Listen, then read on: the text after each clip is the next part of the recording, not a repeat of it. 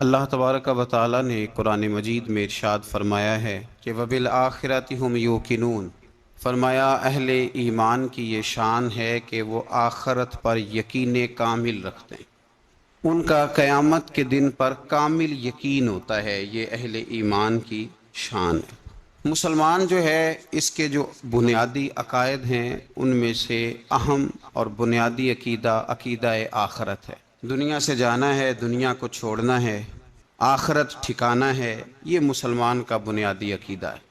کافر یہ سمجھتا ہے کہ جب مر جاؤں گا تو مٹی ہو جاؤں گا، یہیں مجھے کھانا پینا ہے، یہیں برتنا ہے، یہیں رہنا ہے، یہیں سارا کچھ کرنا ہے۔ لیکن مسلمان کا یہ نظریہ نہیں ہے، بلکہ مسلمان کا یہ نظریہ ہے کہ میں کچھ وقت کے لیے دنیا میں آیا ہوں، یہاں مجھے نیک اعمال کرنے، اگر میں نے برائی کی تو مجھے اس کی سزا ملے گی، خیر کا کام کیا تو مجھے اس کی جزا ملے گی۔ عقیدہ آخرت مسلمان کو بہت ساری جگہوں پہ بہت سارے برے کاموں سے روکتا ہے، منع کرتا ہے، اور عقیدہ آخرت اسے بہت ساری جگہوں پہ مضبوط بھی کر دیتا ہے۔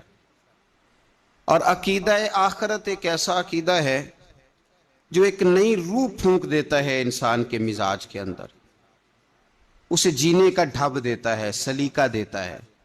وہ ایسے نہیں ہوتا کہ بس شترے بے مہار پھر رہا ہے، نماز پڑھی ہے تو شاید کس مقصد کے لیے پڑھی ہے، کھانا کھایا ہے تو کس مقصد کے لیے کھایا ہے، بال بچہ، شادی، ان ساری چیزوں کا ایک مقصد بن جاتا ہے جب آخرت پر انسان کا یقین کامل ہو جائے۔ اور اگر آخرت پر یقین کامل نہ ہو تو پھر ان چیزوں کا کوئی مقصد باقی نہیں رہتا۔ عقیدہ آخرت اچھے طریقے سے اپنے ذہن میں بٹھائیں کہ ہم نے جب دنیا سے جانا ہے تو پھر قیامت کے دن اللہ ہمیں جزا یا سزا عطا کرے گا۔ میرے رسول پاک صلی اللہ تعالی علیہ وسلم نے ہمیں ڈھیر ساری چیزیں ایسی بتائی ہیں جن کا اجر ہمیں قیامت کے دن ملے گا۔ اور اگر عقیدہ آخرت موجود نہ ہو، قیامت کا قائم ہونا موجود نہ ہو، اس کا وقوع ہونا ممکن نہ ہو، تو پھر بہت سارے معاملات ایسے ہیں جن کا ویسے کوئی مقصد نہیں رہتا۔ ایک آدمی نے ساری زندگی ظلم کیا، زیادتی کی، جبر کیا، غریب کا مال دبایا، لوگوں کا حق کھایا، عیاش پرست زندگی گزاری، تو اگر قیامت میں بھی اسے کوئی نہ پوچھے تو پھر مظلوم تو مظلوم رہ گیا نا، پھر کمزور رہ گیا، پھر ناتواں تو سمجھنے لگا کہ کوئی ایسا نہیں ہے جو میری بھی داد رسی کر سکے۔ تو آخرت کا جو عقیدہ ہے وہ انسان کو مضبوط کر دیتا ہے، وہ غریب آدمی کے لیے آسانیاں فراہم کرتا ہے، اس کو محسوس ہوتا ہے کہ نہیں، میری بھی کوئی داد رسی کرنے والا ہے، میرے نام پر بھی پوچھا جائے گا۔ اسی طریقے سے ایک آدمی نے ساری زندگی خیر کا کام کیا، اس نے کوئی دھوکہ نہیں کیا، کوئی فریب نہیں کیا، چڑھتی جوانی تھی پر اس نے کوئی ایسا کام نہیں کیا جس سے کہ محسوس ہو کہ یہ اللہ کی نافرمانی کر رہا ہے۔ جائز کھایا، تھوڑا کھایا، نظر کی حفاظت کی، کس مقصد کے لیے؟ کہ اللہ قیامت میں مجھے اجر عطا کرے۔